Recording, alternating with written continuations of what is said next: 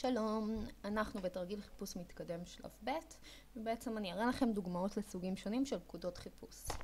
הפקודה הראשונה שלנו היא פקודת המרכאות, בעצם מאפשרת לנו לחפש ביטויים מדויקים. למשל, אני כותבת בעלי חיים בחיפוש המתקדם של גוגל, לוחצת חיפוש מתקדם, וזה נותן לי את כל תוצאות החיפוש שצמד המילים בעלי חיים מופיעים בו. כמובן אפשר להגיע לזה גם משורת החיפוש הרגילה של גוגל, רק בשימוש במרכאות. נגיד נכתוב חתול מצחיק, למשל, במרכאות נלחץ על Enter וזה נותן לנו את כל תוצאות החיפוש עם צמד המילים חתול מצחיק. הסוג הבא שלנו הוא טווח זמנים. אני רוצה לחפש למשל על איכות הסביבה, אבל אני רוצה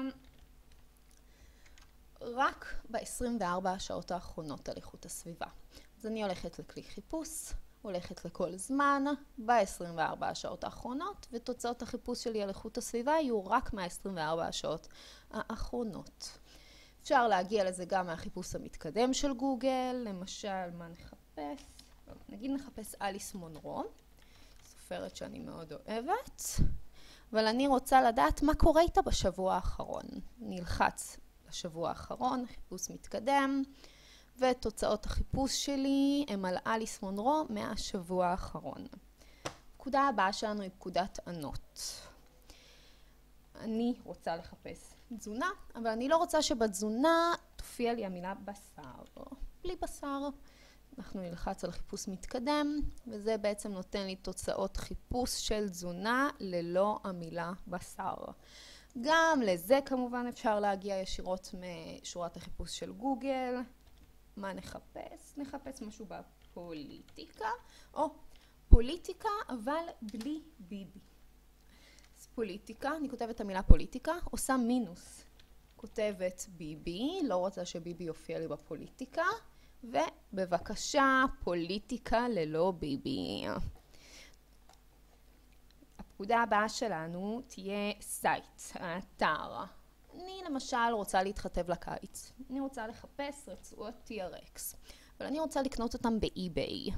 אז אני הולכת לפה, לאתר, כותבת שאני רוצה את הרצועות TRX שלי מאי-ביי, מאתר אי-ביי, חיפוש מתקדם, ובבקשה תוצאות החיפוש שלי של TRX הם רק מאתר אי-ביי. גם אפשר להגיע לזה משורת החיפוש הרגילה של גוגל.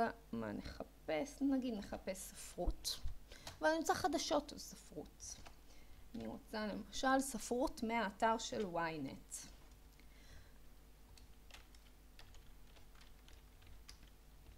אז אני כותבת את המילה שאני רוצה לחפש, אחריה אני כותבת את המילה site.2 ואז ישירות את האתר.